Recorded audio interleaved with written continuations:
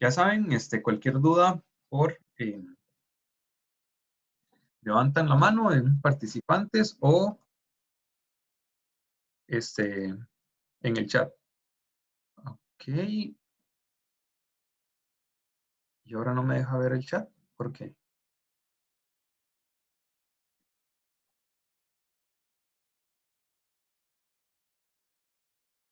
Mm, Ok. Una vez que ingresan a la práctica, ¿cuánto tiempo tienen? 2 horas. Eh, pero si por cualquier cosa, cualquier problema con internet no pudieran resolverla, digamos, no pudieran subir las respuestas a tiempo, este, pueden anotar sus respuestas y mandármelas al correo, no al chat porque todo el mundo las vería. Mándenmelas al correo y yo las reviso. Sí, no se estresen tanto por el tiempo, pero creo que 2 horas es un tiempo eh, bastante prudente. Debería alcanzarles para resolver. Son poquitos ejercicios y son sencillos. Eh, si tuvieran, como ya les dije, algún problema para subir las respuestas o que se les vaya el internet en ese momento, entonces pueden mandarme las respuestas al correo. Ahora sí, vamos a ver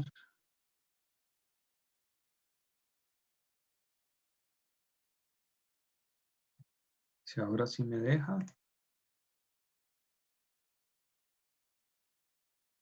Ok, ahora sí. Para tener el chat por aquí presente.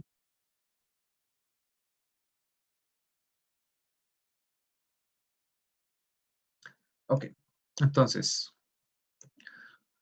como ya ustedes revisaron esta presentación, pues vamos a ir repasando pues aquello, lo más importante.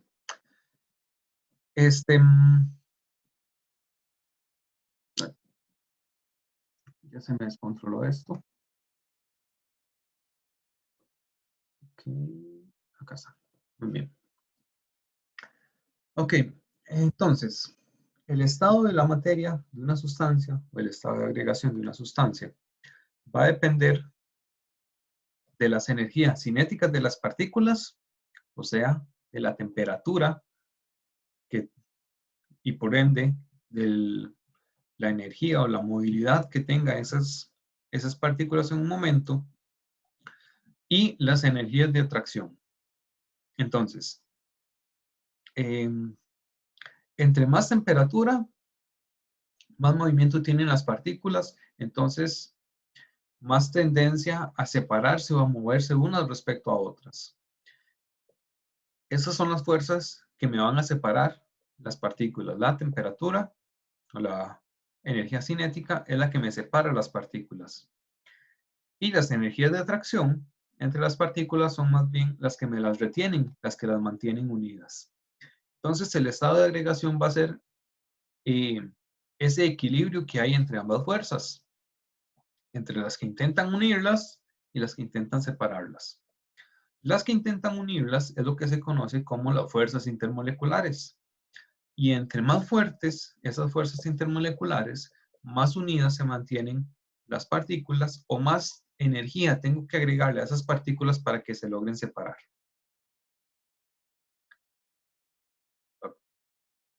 Muy bien.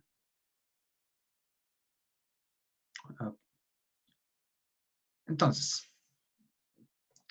en las fuerzas intermoleculares están las fuerzas de Van der Waals, que son las fuerzas de atracción que se dan entre átomos o moléculas, y son todas aquellas fuerzas que no involucran iones.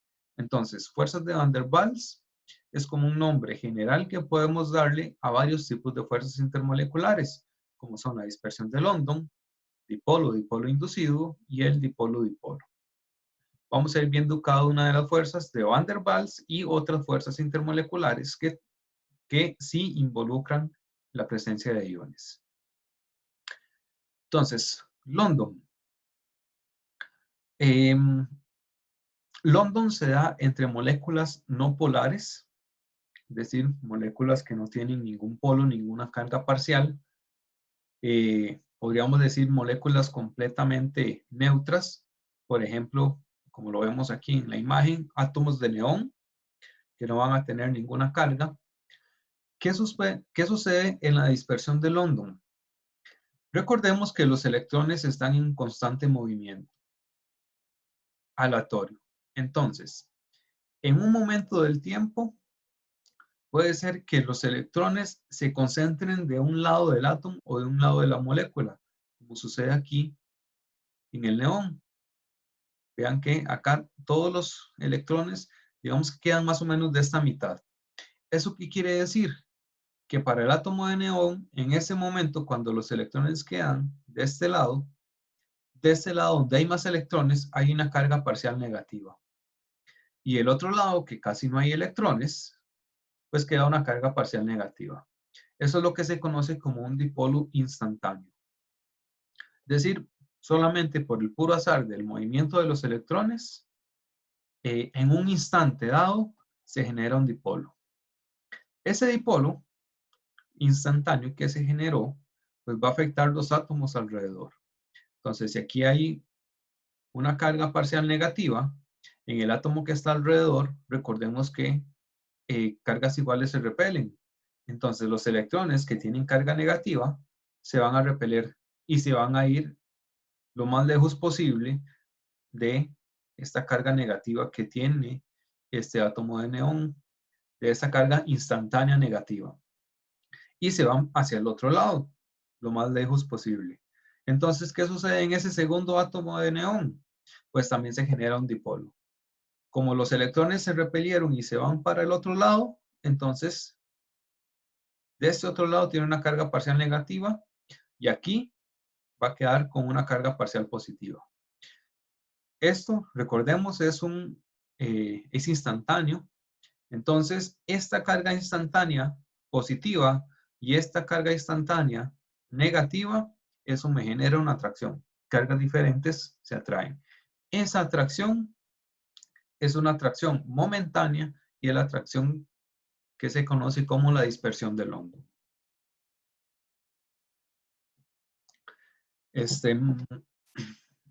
Yo les había puesto pues todo el texto para que ustedes lo leyeran, que ustedes entendieran, pero es básicamente lo que les acabo de decir. Ahora, algo importante, la dispersión de London siempre está presente en todas las moléculas. ¿Qué sucede? Que en algunas ocasiones, por ejemplo, en las moléculas no polares, la fuerza de dispersión de London o las fuerzas intermoleculares de dispersión de London son las fuerzas más fuertes que hay. Entonces, por decirlo así, London es lo predominante. Pero hay otro tipo de moléculas que tienen otras fuerzas que son más importantes, que son más fuertes. Entonces, esas otras van a ser las fuerzas predominantes, pero siempre van a estar presentes las fuerzas de dispersión de London. Ahora, algo importante también ok, no, esto acá. Es que tengo un panel que me está eh, tapando el título.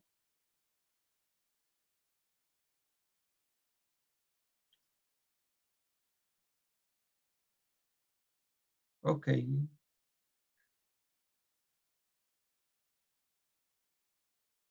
Ok, sí. No, aquí no había título. Muy bien. Entonces, veamos esta imagen de la derecha. Ok. Este átomo o esta molécula del centro forma un dipolo. Ahora, por ese movimiento de electrones. Y es un dipolo instantáneo. ¿Qué sucede con las moléculas de alrededor? Forman un dipolo para acomodarse a ese dipolo que se formó en ese momento. Que vamos a ver si puedo. Ok. Ahí se forma el dipolo. Muy bien. Para esta molécula del centro. Ok, como se formó ese dipolo en la molécula del centro, entonces las moléculas alrededor forman un dipolo también para acomodarse a ese dipolo original. Y entonces ahí se crea la atracción de London. Pero vean que es cuestión de momentos. Aquí este dipolo ya desapareció.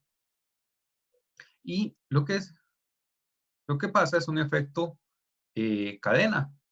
Bueno, se forma un dipolo, forma el dipolo en las moléculas adyacentes, se atraen y el dipolo desaparece. Eso tal vez lo podemos ver acá, perdón, en la imagen de la izquierda, un poco más claro.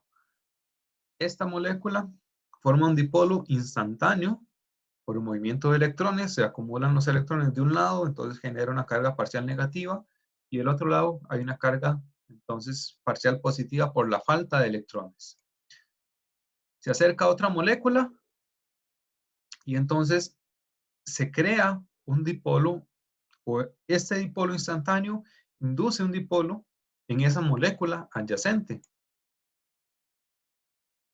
¿De acuerdo? Ahora, esa molécula que creó un dipolo, entonces crea otro dipolo en la molécula que está también a la par. Entonces se va creando un efecto cadena, pero conforme es un efecto que se va moviendo. Es decir, donde se inició el dipolo, un instante después ya no está. Pero ese dipolo se fue transmitiendo como en una cadena a través de todas las otras moléculas que estaban cercanas. Ok, algo importante para la dispersión de London es el tamaño de la molécula, porque entre más grande sea, es decir, entre mayor sea su volumen, hay más probabilidad de que los electrones se desplacen hacia una zona. Y eso es lo que se conoce como polarizabilidad. Pueden intentar decirlo como un buen trabalenguas, polarizabilidad. ¿Qué es la polarizabilidad? La facilidad con la que la nube electrónica de una molécula se distorsiona para generar un dipolo. Es decir, es qué tan fácil los electrones dentro de una molécula se pueden mover todos hacia un lado y generar ese dipolo. Conforme más grande sea la molécula, más polarizable es. Entonces, por ejemplo, podemos tener el bromo y el flúor. ¿Cuál molécula o cuál átomo es más grande? El bromo. ¿Cuál átomo es más polarizable? El que tenga mayor volumen, el bromo. En el flúor, como los átomos, como los electrones están tan juntitos, por decirlo así, tan cercanos, pues no tienen tanta facilidad de moverse hacia una zona, porque si todos se mueven hacia un lado, entonces quedan los electrones demasiado juntos y se repelen. Entonces, no es tan fácil que todos estén ahí muy juntos. Pero en un átomo como el bromo, que tiene un volumen muchísimo más grande, es más factible porque a pesar de que todos se muevan hacia un solo lado del átomo, el espacio que hay entre los electrones va a ser mayor. Entonces, se van a repeler menos. Eh, Aquí lo estamos hablando en términos de átomos, pero funciona igual para moléculas. Entre más grande sea la molécula, entonces más polarizable es.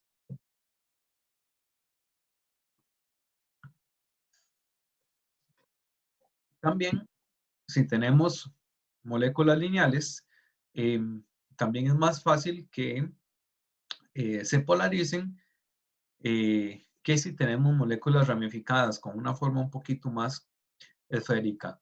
¿Por qué? Bueno, porque es más fácil tener una separación más marcada en una molécula lineal. Acá podemos ver, voy a intentar dibujarlo. Por ejemplo, si tenemos una molécula lineal, es más fácil que los electrones se concentren de un lado. Entonces, aquí tenemos nuestra carga parcial negativa y del otro lado tenemos la carga parcial positiva. Pero ¿qué pasa en moléculas que son como más esféricas? Bueno, si nosotros distribuimos los electrones, digamos, de esta mitad, tenemos una carga parcial negativa igual y aquí una carga parcial positiva. Pero, ¿qué sucede? Esta carga parcial negativa, digamos que está distribuida entre todo este lado.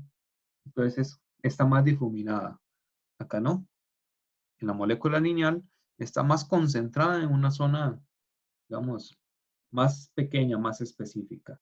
Entonces, ese dipolo va a estar más marcado. Va a ser una molécula, pues, más polarizable. Muy bien.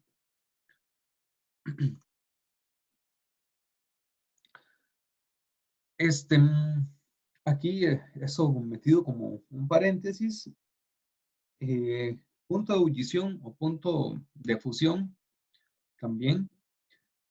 ¿Qué es el punto de ebullición? El punto de ebullición es aquel en el que se aplica suficiente energía para que las moléculas pasen del estado líquido al estado gaseoso.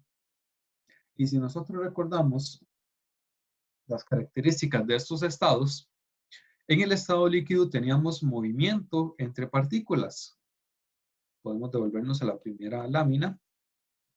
Acá las partículas se pueden desplazar unas respecto a otras, o digamos como si fueran láminas, o se pueden mover unas respecto a otras, pero las partículas se mantienen relativamente unidas, se mantienen cercanas. Hay interacciones que mantienen estas partículas pues cercanas entre sí. ¿Cuál es tal vez el cambio más importante entre el estado líquido y el estado gaseoso? En el estado gaseoso también podemos recordar la teoría cinético-molecular. En el estado gaseoso no hay interacciones entre partículas. Es decir, las partículas están tan separadas entre sí que prácticamente no hay atracción entre una y otra.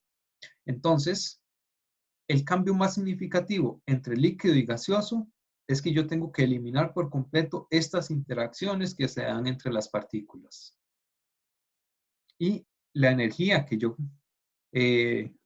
necesito agregar para romper esas interacciones, eh, es, dependiendo de esa energía, pues de eso va a depender la temperatura de ebullición. Por supuesto, si yo tengo interacciones más fuertes, más energía tengo que aplicar. Si tengo interacciones más débiles, pues no necesito aplicar tanta energía para lograr separar las moléculas.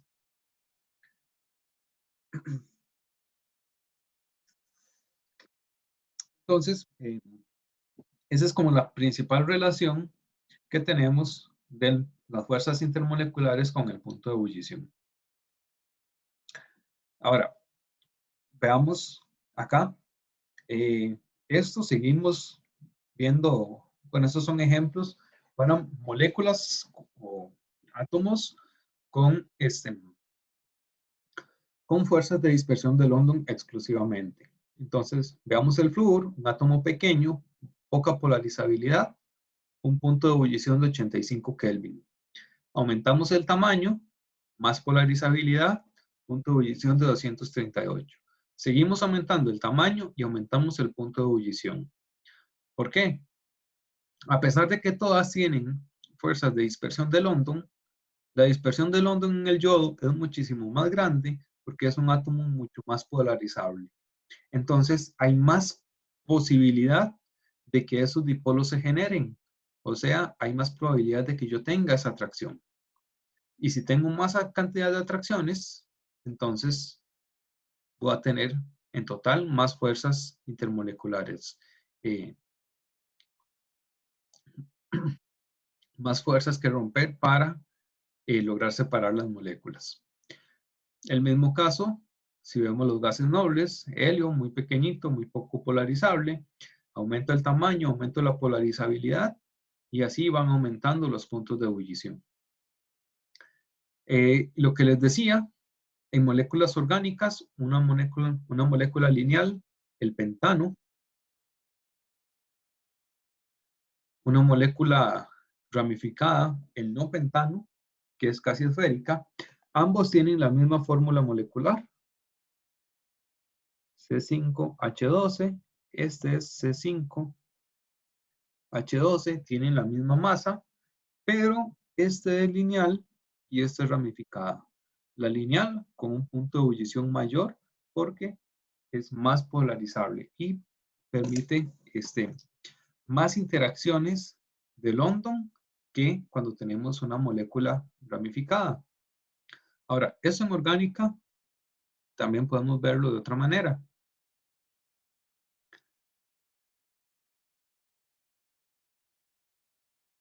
Okay. El butano, por ejemplo, y el 2-metilpropano, ambos otra vez con la misma fórmula molecular, C4H10, C4H10. El butano, que es lineal, entonces se va a acomodar espacialmente como si fueran láminas de zinc. Entonces, acomodamos una capa, acomodamos otra capa, y acomodamos otra capa y así vamos. Y entonces, el acomodo es muy eficiente. O podrían verlo también como si fueran láminas de papel bond. Se acomodan una sobre otra y interaccionan prácticamente en toda su superficie. ¿Qué sucede cuando tenemos el 2-metilpropano? Como tenemos una ramificación, entonces ahora la molécula es más esférica. ¿Y qué sucede cuando las moléculas son esféricas? ¿Qué pasa cuando nosotros intentamos acomodar esferas? Pues solamente interaccionan en ciertos puntos y queda un montón de espacio vacío entre las esferas. Ese espacio vacío son puntos en los que no hay interacción de London. O sea, cuando tenemos ramificaciones, entonces estas ramificaciones me estorban para que las moléculas tengan contacto con sus moléculas vecinas eh, que tengan esas atracciones. Entonces, va a tener menos cantidad de fuerzas de atracción, menos cantidad de interacciones de London y por lo tanto el punto de ebullición tiene que bajar si tenemos menos fuerzas. Vean acá el butano, punto de ebullición de menos 0.5, el 2-metilpropano, un punto de ebullición de menos 11. Entre más ramificado esté, entre más esférica sea la molécula, menor tiene que ser su punto de ebullición porque sus fuerzas de dispersión de London van a ser menores. Perfecto.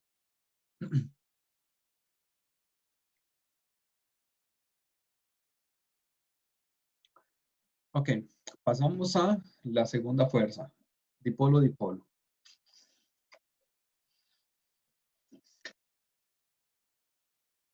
Muy bien. Las fuerzas de dipolo-dipolo se dan entre moléculas polares. Es decir, tenemos que tener dos dipolos ya definidos. No tienen que ser dipolos instantáneos, tienen que ser dipolos permanentes. Dos moléculas que tengan siempre un dipolo ahí presente. Entonces, de la misma manera, el dipolo positivo va a interaccionar con los dipolos negativos. El dipolo negativo va a interaccionar con los dipolos positivos y esa interacción, como no es instantánea, como siempre, el dipolo siempre está ahí presente, esa interacción es más constante que la dispersión de London. Es una fuerza, digámoslo así, permanente. Es diferente, pongámoslo así, eh, es diferente la atracción que se puede tener, por ejemplo, entre dos personas que se chocan la mano, una interacción o una atracción momentánea, que cuando van agarrados de la mano. Si van agarrados de la mano, pues va a ser más difícil separarlos. Si simplemente chocan las manos un momento, pues ya lo chocaron y se separaron ellos solitos. Entonces, una interacción de dipolo a dipolo, como es constante, pues es una interacción mucho más fuerte que la de dispersión de London. Em, acá lo podemos ver. Ven que es una fuerza que no se da solamente en un momento, sino que se mantiene a lo largo del tiempo. Los dipolos no están cambiando, son dipolos que son inherentes a la molécula, que están siempre presentes. Entonces esa interacción es continua. Como es una interacción continua y no de un momento, pues es más fuerte que el London. Ahora, el dipolo permanente y el dipolo inducido. Dipolo permanente, por supuesto, tiene que venir de una molécula polar. Por ejemplo, la de la izquierda. Dipolo inducido. ¿Dónde se generaban los dipolos inducidos? En las moléculas no polares. Vimos que este dipolo inducido es lo que ocurre en la dispersión de London, que por cuestiones del azar se genera un dipolo y ese dipolo induce un dipolo momentáneo en otra molécula. Bueno, aquí lo que ocurre diferente es que el que genera el dipolo en esa molécula no polar es una molécula que sí es polar, que tiene un dipolo permanente. Entonces, una molécula polar, la que está a la izquierda, interacciona o se acerca a una molécula no polar, la de la derecha, y genera un dipolo inducido. Mientras esa molécula se mantenga cerca, va a existir ese dipolo inducido y por lo tanto la atracción entre las cargas. Vamos a ver.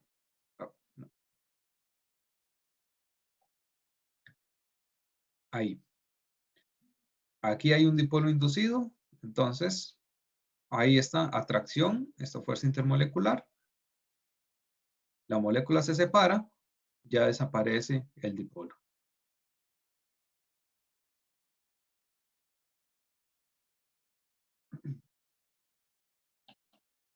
Muy bien.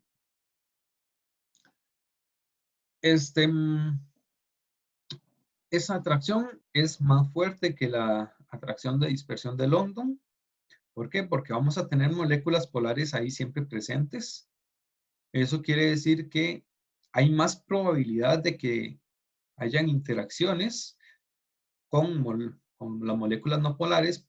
Es decir, hay más posibilidad de que se induzcan los dipolos porque siempre vamos a tener esa fuente generadora de los dipolos que va a estar ahí presente y no tiene que ser cuestión del azar como en la dispersión de London. Pero por supuesto, como no son, como tenemos ahí también los dipolos inducidos, no es tan fuerte como la fuerza de dipolo-dipolo. Es decir, si lo ordenamos por fuerza, hasta el momento tenemos London como la más débil, dipolo inducido y más fuerte que esas dos, la fuerza de dipolo-dipolo.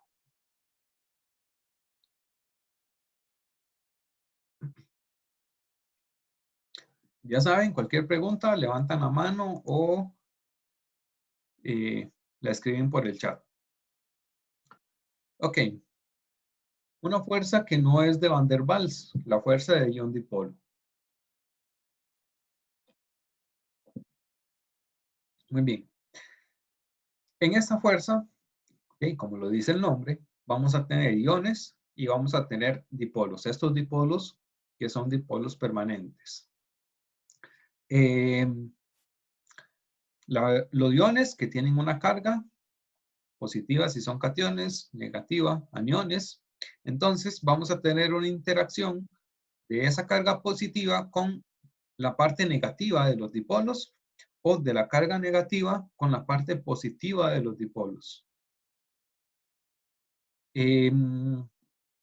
Son más fuertes que las interacciones dipolo-dipolo. ¿Por qué? En una interacción dipolo-dipolo vamos a contrastar dos polos, dos cargas parciales. Una carga parcial negativa con una carga parcial positiva.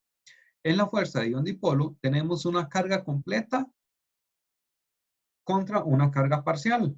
Entonces, por decirlo así, la magnitud de la fuerza de atracción va a ser mayor debido a que tenemos una carga completa.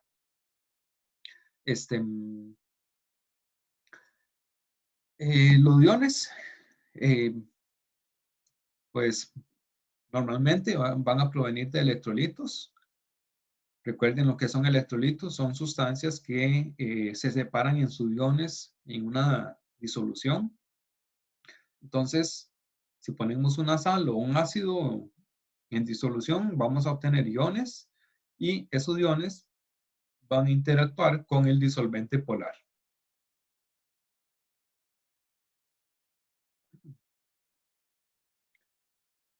Este, otra fuerza también bastante importante que tenemos es la de puente de hidrógeno.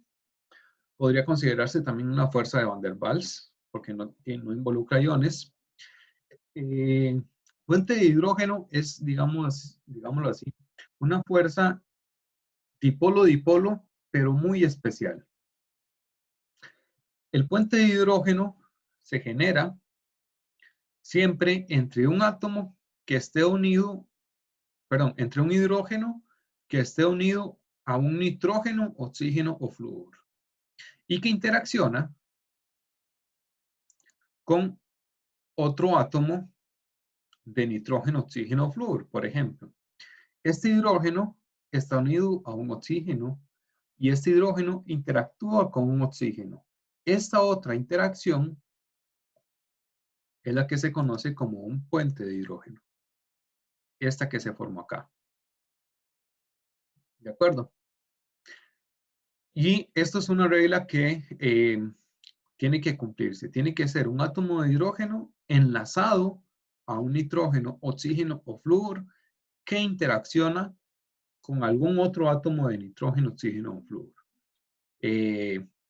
Si ustedes ven en la tabla periódica, son los que están arriba a la derecha, están en línea, NOF, o una forma, digamos, un poco más graciosa de aprendérselo es decirle FON, como ustedes quieran recordar, pero solo esos tres átomos tienen que ser flúor, oxígeno y nitrógeno. Ahora, ¿por qué? ¿Por qué es que esta fuerza, o por qué es que esta interacción de dipolo-dipolo es tan fuerte? Ok. Resulta que esos tres átomos, si ustedes ven, están arriba a la derecha. Son átomos muy pequeñitos y también están bastante a la derecha, o sea que son bastante electronegativos.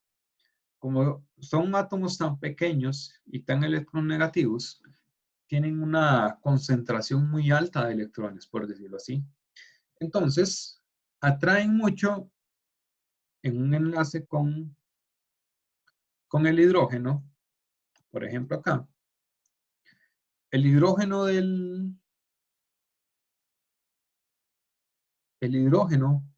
electrón del hidrógeno prácticamente está en el oxígeno y el hidrógeno está sumamente positivo.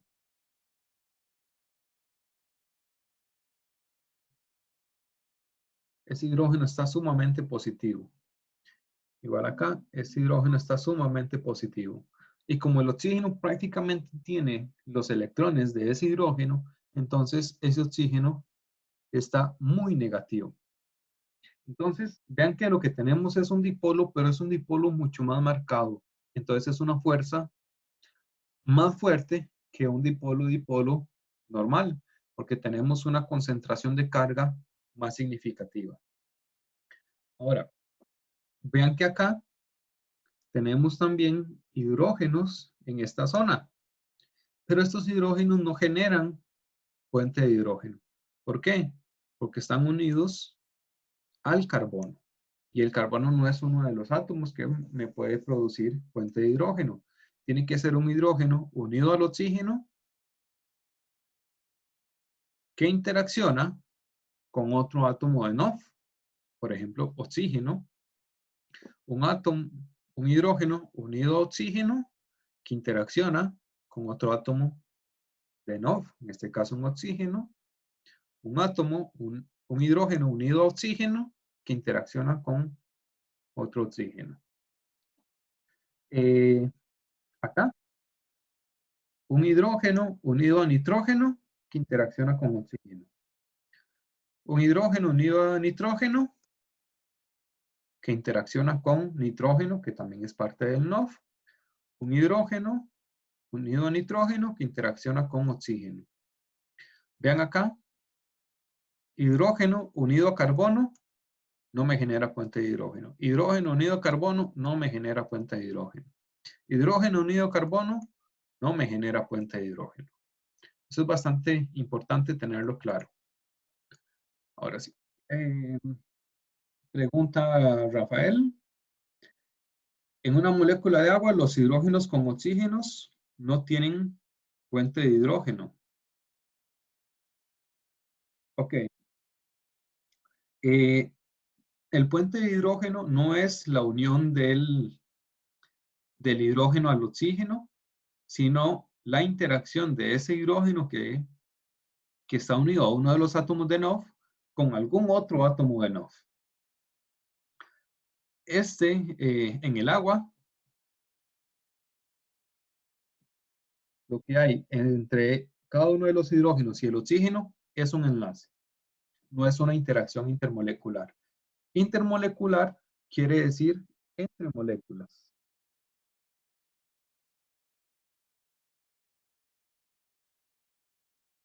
Ahí me disculpan por la letra, pero bueno, ustedes supondrán que escribir en una pantalla es bastante complicado y no tengo un lapicito que me ayude, pero bueno.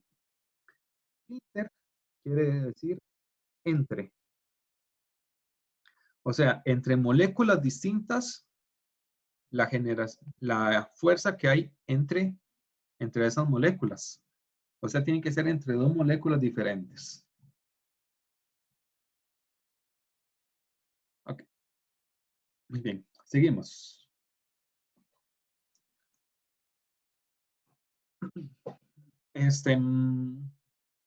Aquí podemos ver la imagen. Los electrones del hidrógeno se unen mucho al oxígeno. ¿Por qué? Aquí las cargas están mal, ¿verdad? El hidrógeno es positivo y el oxígeno negativo. Pero se va generando, bueno, se crea el puente de hidrógeno. Y en este caso, dependiendo de la molécula, pues podemos tener una cadena de puentes de hidrógeno entre diferentes moléculas. Ahora, interacciones iónicas. En ocasiones no se pone como una fuerza intermolecular, porque las interacciones iónicas, ¿dónde están presentes? En los compuestos iónicos. Entonces, bueno, lo que hay, o las fuerzas intermoleculares que hay en una sal, son las interacciones entre iones, interacciones iónicas. ¿Qué tiene de peculiar estas interacciones? Bueno, son entre iones bien definidos, son atracciones muy fuertes y esas atracciones tan fuertes van creando una red cristalina. Sólidos cristalinos que, como ustedes recuerdan, tienen puntos de ebullición, de fusión y ebullición bastante altos porque las fuerzas intermoleculares son bastante fuertes, entonces requieren mucha energía para poder separar estas moléculas. Se crean estas redes cristalinas que son arreglos. Pueden revisarlo al final del capítulo si gustan, pero no vamos a entrar en mucho detalle. Son arreglos repetitivos. Por ejemplo, podemos ver acá, este átomo sería un átomo de sodio. Está rodeado en este mismo plano por 4 átomos de cloro. Pero si vemos un átomo interno, por ejemplo, este átomo de cloro, está rodeado por 4 átomos de sodio en el mismo plano, un átomo de sodio arriba y un átomo de sodio abajo. Entonces, vamos creando un patrón que se repite, que se conoce como celda unitaria, y esta celda unitaria, pues la hacemos muchas veces y creamos una red cristalina muy estable, muy fuerte entre sí, y por lo tanto, pues esos puntos de fusión y ebullición tan altos que tenemos en las sales. Algo importante, podemos tener interacciones iónicas también en compuestos orgánicos. Si tenemos cationes o iones o aniones orgánicos, por ejemplo, aquí les pongo algunos ejemplos de lo que podrían ser cationes orgánicos y aniones orgánicos. En este caso, cuando tenemos esta situación de un catión orgánico con anión orgánico, normalmente son iones muy, muy grandes. Y eso, ¿qué, digamos, qué me genera? Que yo podría tener una interacción iónica en un líquido. Es lo que se conoce como líquidos iónicos. Aquí vimos que los iones o las sales tienen puntos de fusión y ebullición muy altos. Entonces, una sal siempre la vamos a encontrar sólida, excepto cuando estamos hablando de los líquidos iónicos. Como tenemos iones tan grandes, pues tenemos esas interacciones iónicas, pero también tenemos una parte orgánica que, por decirlo así, me estorba mucho para la generación de una red cristalina estable. Entonces, vamos a tener una interacción iónica muy fuerte, pero no me da la suficiente fuerza para para tenerlo en estado sólido. Entonces, de ahí, de esa combinación entre cationes y aniones, podemos obtener estos líquidos iónicos. Y aquí, bueno, podemos ver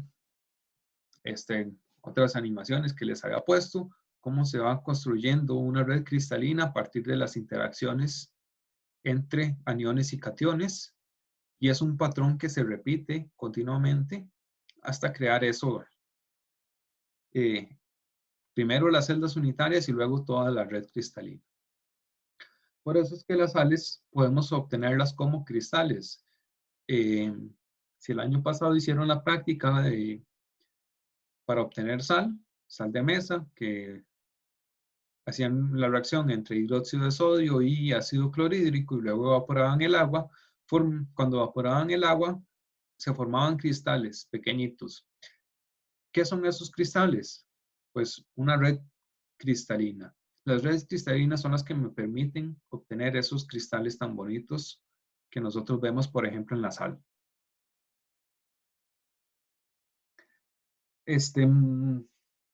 Acá unos ejercicios que les voy a dejar para que ustedes los realicen. Tienen que buscar, bueno, en este primero, cuáles son las fuerzas de dispersión de London. Ojo, aquí vamos a hablar fuerzas de dispersión de London más importantes. Puede ser que las moléculas tengan otras fuerzas importantes, pero recordando, bueno, dispersión de London está presente en todas las moléculas. ¿Cuál de cada par de moléculas tiene la dispersión de London más grande? ¿Agua o sulfuro de hidrógeno? ¿Dióxido de carbono o monóxido de carbono? ¿Hidruro de silicio o hidruro de germanio? Entonces, para cada par de esos, ¿cuál compuesto tiene fuerzas más fuertes de dispersión de London? Luego, en este otro, explicar la diferencia entre los puntos de ebullición entre cada par de compuestos. El fluoruro de hidrógeno, que ebulle a los 20 grados Celsius, y el ácido clorhídrico a los 285 grados Celsius. Esto es serían acuosos más bien. Entonces, ácido fluorhídrico y ácido clorhídrico, porque el ácido clorhídrico tiene un punto de ebullición mayor. Cloroformo y bromoformo, porque el compuesto con bromo tiene un punto de ebullición mayor. Porque entre el bromo molecular y el cloruro de yodo, porque el cloruro de yodo tiene un punto de ebullición mayor. Voy a darles 5 minutos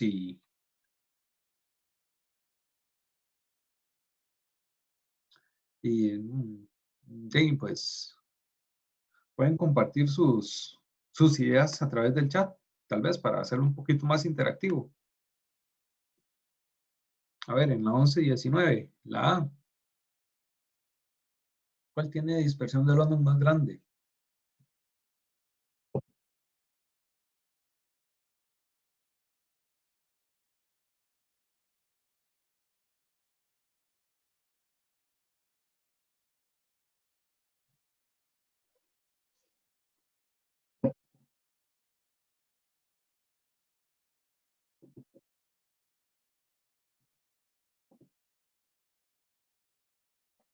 Dice Diego que el sulfuro de hidrógeno, por la masa. ¿Por qué por la masa?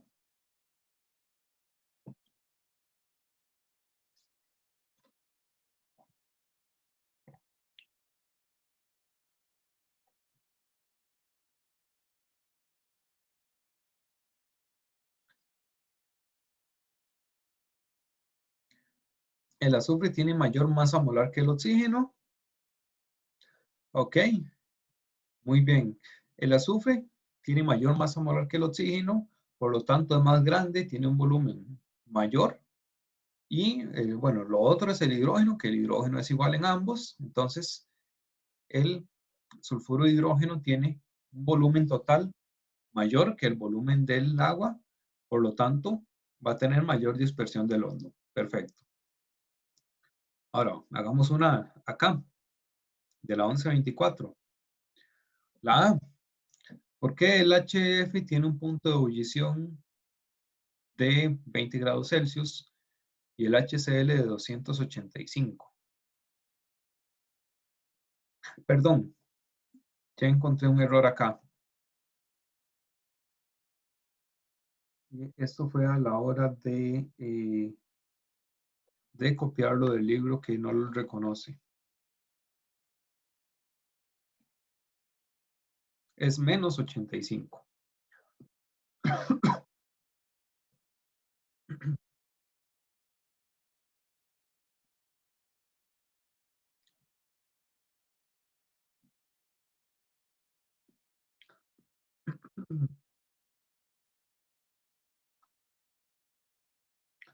Dice Diego que por los puentes de hidrógeno. ¿Por los puentes de hidrógeno dónde? Angélica, también para el puente de hidrógeno. ¿Dónde hay puente de hidrógeno?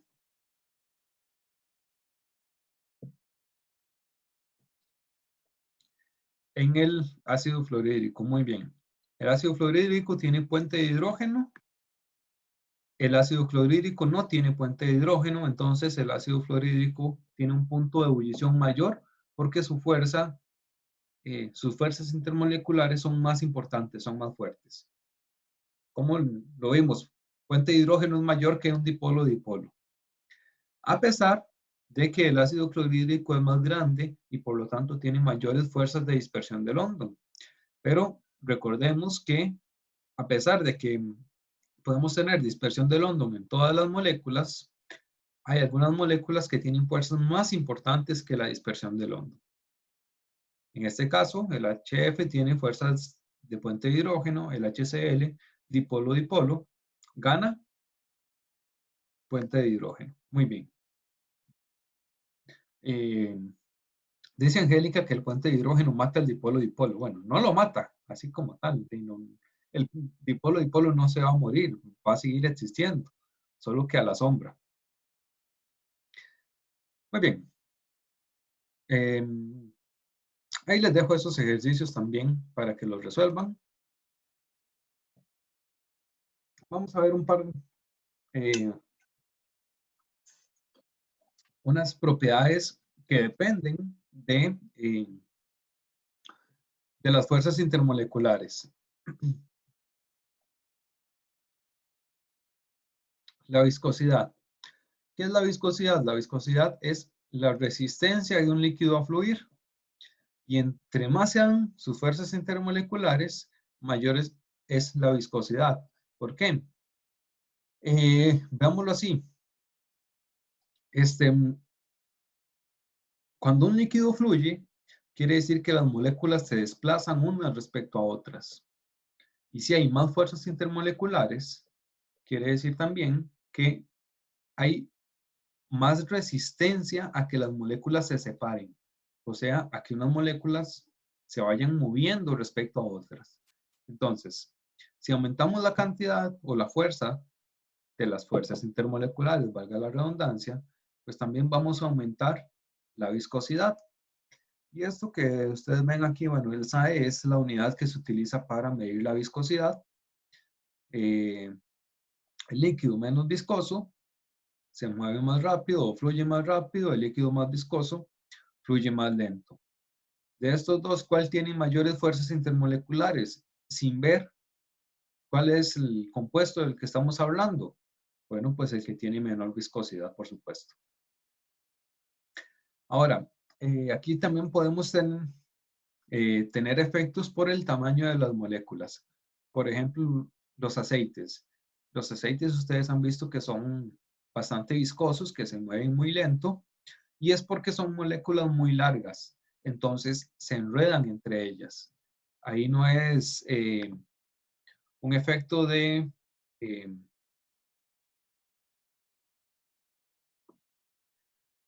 en el aceite no es un efecto de...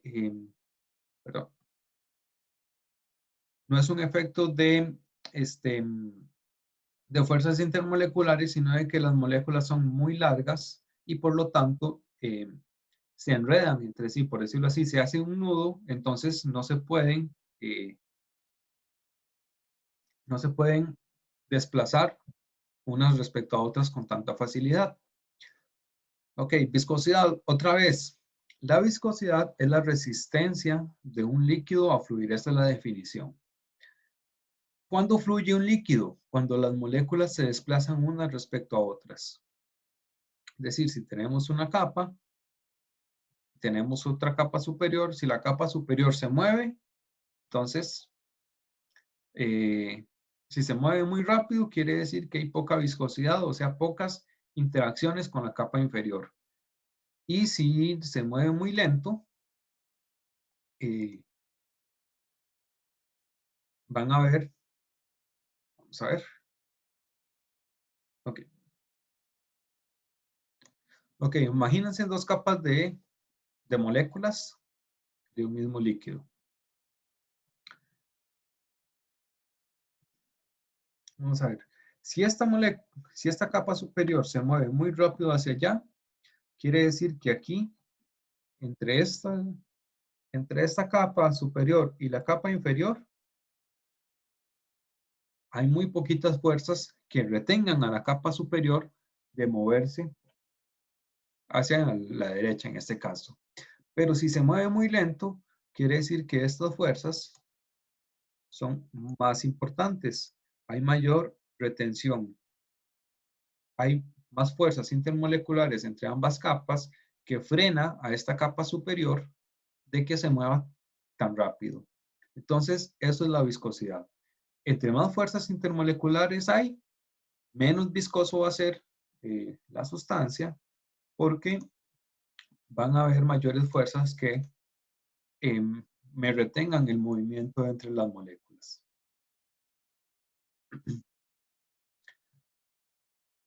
Ahora, la otra propiedad es la tensión superficial, que se define como la energía requerida para aumentar el área superficial en una unidad. Y eso, si lo leemos así, es como un poquito abstracto, por decirlo así. No se entiende tan directo. Ahora, pensémoslo de otra manera. Vamos a ver si tengo por aquí un dibujito. Ok. Oh, ahí. Ok. Veamos el efecto de, por ejemplo, cuando los mosquitos se paran en el agua. ¿Por qué los mosquitos pueden flotar? Por la tensión superficial. ¿Por qué? Porque la fuerza o esa fuerza que me impide que las moléculas se rompan es la tensión superficial. Si yo supongamos esta va a ser la superficie del agua. ¿Qué pasaría si el mosquito se hundiera? Si hunde una pata, por ejemplo. Entonces, el área superficial del agua cambiaría su forma para darle espacio a la pata del mosquito a que entre. Entonces, aquí está aumentando el área superficial. A eso es a lo que se refiere la tensión superficial. La tensión superficial es esa fuerza que, que necesito hacer para yo aumentar el área superficial de un líquido.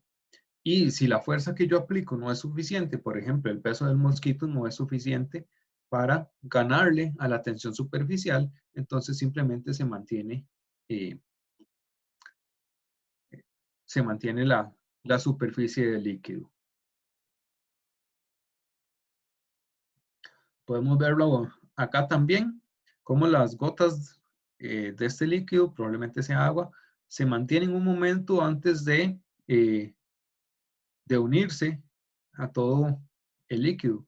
¿Por qué? Porque en el momento que se unen, esas moléculas van a unir, o esas gotitas van a expandirse, tienen que eh, mezclarse con todo el líquido, entonces difuminarse.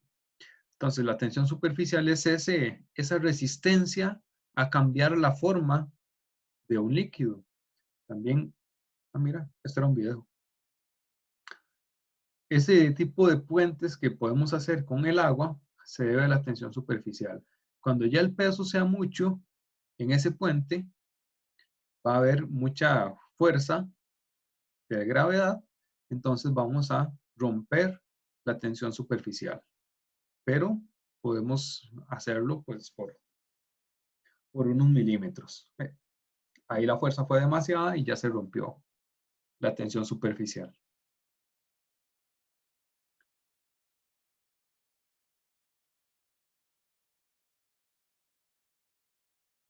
¿Ok? Vamos a ver. Acá algo importante que quería enseñarles acá también, los meniscos. A la izquierda tenemos un menisco inferior, es decir, el que se hace hacia abajo.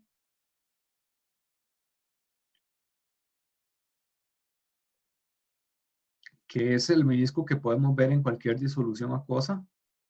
Si tenemos un tubo, nosotros vamos a ver el menisco así hacia abajo, bueno, un poquito más bonito, ¿no? Bueno, ustedes ya saben, un menisco hacia abajo.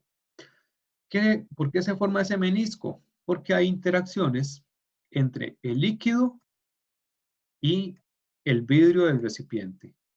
Entonces, ese líquido sube un poquito por esas interacciones que hay entre el líquido y el vidrio del recipiente. En el caso del mercurio, lo que tenemos es un menisco positivo, menisco superior. ¿Por qué? Porque aquí son más importantes las interacciones del mercurio consigo mismo. Es decir, hay interacciones que son más bien hacia adentro del sistema. Entonces el mercurio prefiere permanecer más unido consigo mismo que con el vidrio. Y por eso se da esa forma del menisco hacia arriba. Muy bien.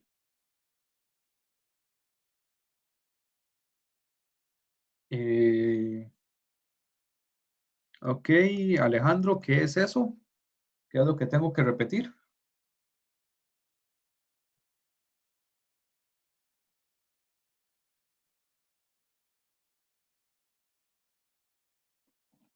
Lo del video. Ok, vamos a ver otra vez el video entonces.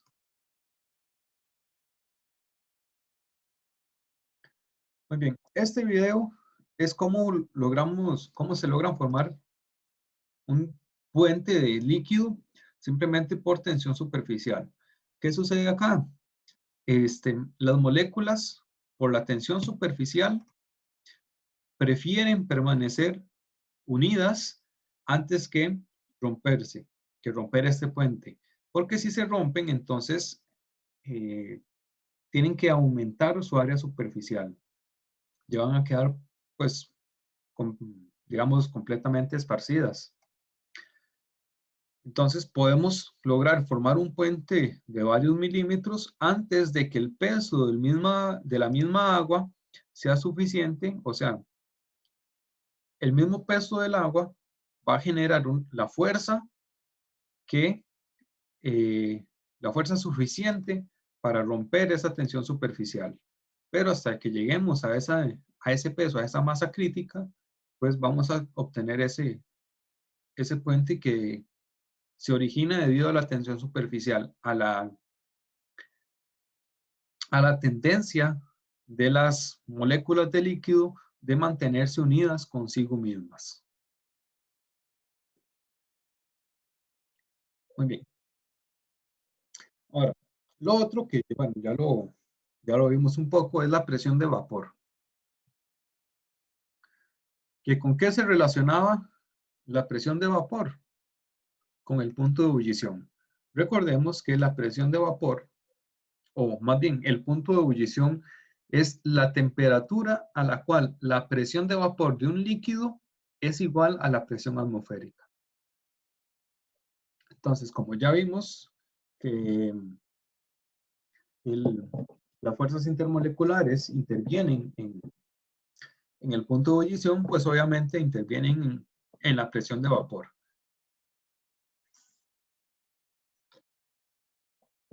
Ahora, en sí, ¿qué es la presión de vapor? Si tenemos un líquido, vamos a ver. Si tenemos un líquido, vamos a tener siempre por ahí algunas moléculas que están pasando al estado gaseoso. La presión que generan esas moléculas que se escapan al estado gaseoso es la presión de vapor. Ahora, si nosotros aumentamos la temperatura, ¿qué va a pasar? Van a haber más moléculas del líquido que alcanzan la energía suficiente para pasar al estado gaseoso.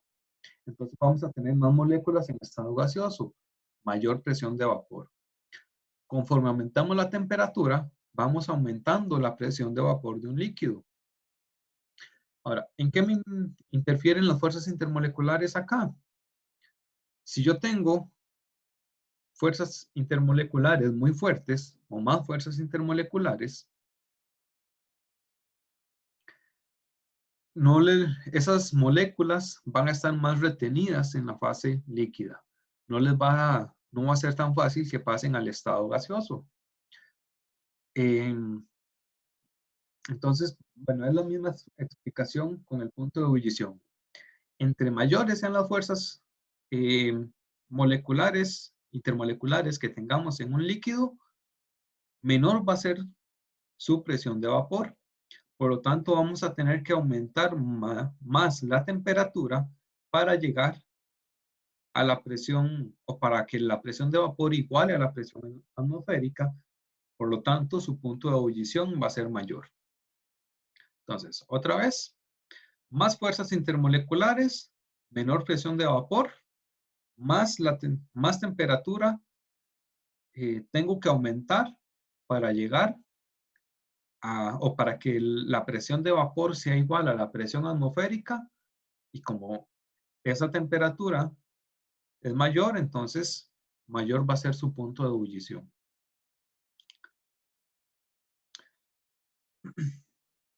Ok, unos ejercicios también por acá para que hagan. Vamos a leer el primero. La hidracina, el peróxido de hidrógeno y el agua tienen todos tensiones superficiales excepcionalmente altas comparadas con otras sustancias de pesos moleculares parecidos. Represente las estructuras de Lewis, eso lo hacen ustedes. ¿Qué propiedad estructural tienen en común estas sustancias y cómo explica esto sus tensiones superficiales elevadas? A ver si por el chat o alguien quiere conectar el micrófono y dar su respuesta. Dice Diego Hueso que puentes de hidrógeno.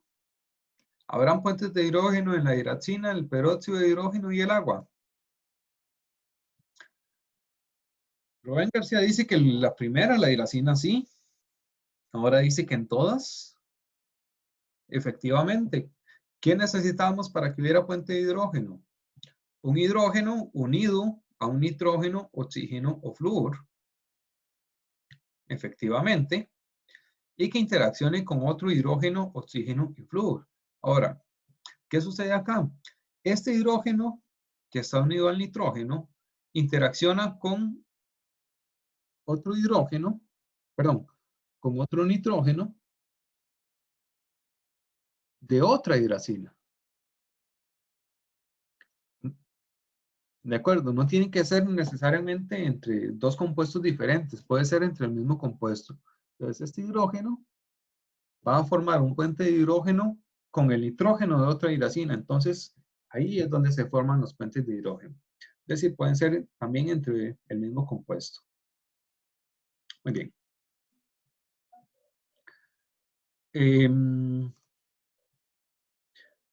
Coloque las siguientes sustancias en orden de volatilidad creciente. ¿Qué era volátil? Volátil es qué tan fácil pasan al estado gaseoso. Entonces, por decirlo así también, eh, ¿cuál va a ser su presión de vapor creciente? Es otra forma eh, de ver esta pregunta. Una sustancia muy volátil es una que pasa muy fácilmente al estado gaseoso, o sea, una que tiene compuesto que tiene una presión de vapor muy alta. Bueno, ese ejercicio lo pueden hacer ustedes.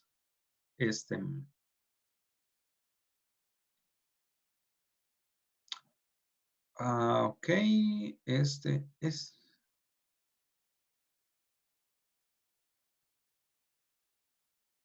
Bajas fuerzas moleculares significa mayor volatilidad. Sí. Entre menores sean las fuerzas intermoleculares, mayor va a ser la facilidad con la que las moléculas van a pasar al estado gaseoso.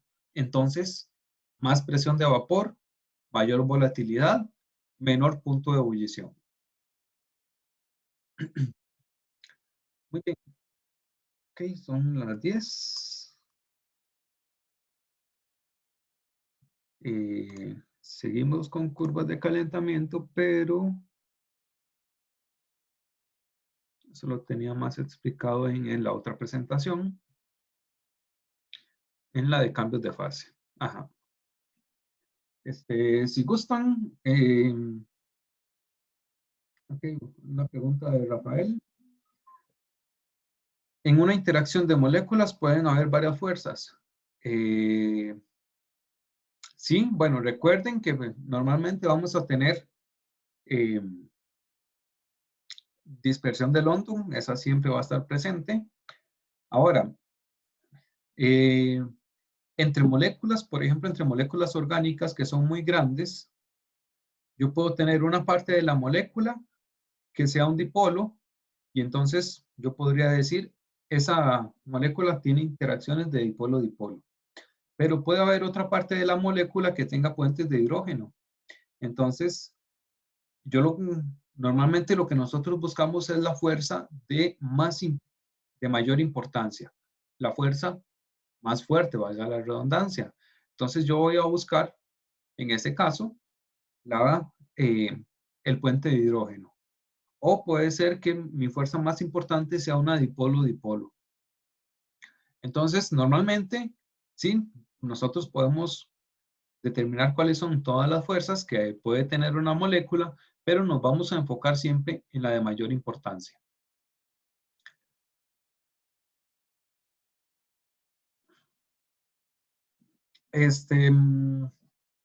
Pregunta Diego Hueso que ¿cómo se sabe cuál es la que presenta mayor atracción en puente de hidrógeno?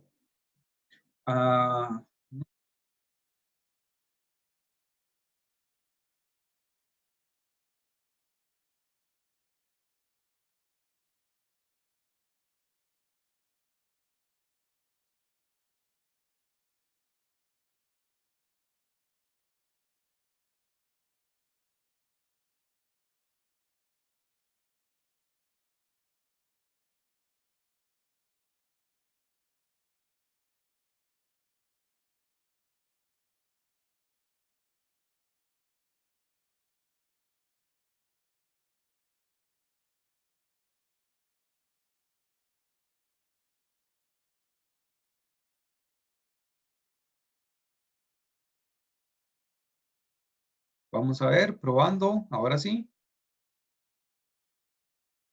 Ok. Sí, mi compu como que en vez se le da por quitarme el micrófono, no sé por qué. Ok, ¿cómo saber cuáles fuerzas de puente de hidrógeno serían más importantes? En este caso, nosotros buscaríamos cantidad de puentes de hidrógeno. Por ejemplo, aquí tendrían que hacer bueno, primero la estructura de Lewis para la hidracina, para el peróxido de hidrógeno y para el agua. Luego buscar eh, cuál de esos compuestos tiene mayor probabilidad de que genere un puente de hidrógeno o cuántos puentes de hidrógeno se pueden generar por molécula. Ahí está la clave. Entonces, yo dibujo la estructura de Lewis y averiguo o busco cuántos puentes de hidrógeno puedo crear por cada molécula. Entonces, entre más puentes de hidrógeno, pues más interacciones. Lo mismo que el London. Nosotros podemos tener dos moléculas que tengan dispersión de London, pero puede ser que una tenga más interacciones de dispersión de London que la otra, simplemente porque la molécula es más grande, entonces tiene, digamos así, mayores zonas donde puede interactuar. Entonces es el mismo principio. Eh, Ahora, algo importante, en puentes de hidrógeno, voy a devolverme. Ok. Vean acá, este oxígeno puede generar dos puentes de hidrógeno. ¿Por qué? Recordemos que el oxígeno tiene dos pares de electrones. Entonces, cada par de electrones puede interactuar con otro hidrógeno de otra molécula para generar un puente de hidrógeno. Entonces, eso era algo que se me había olvidado. Eh, los puentes de hidrógeno se generan entre el hidrógeno y el par de electrones de otro átomo de NOF. Entonces, por ahí va la respuesta eh, para Diego. ¿De acuerdo? ¿Alguna otra consulta?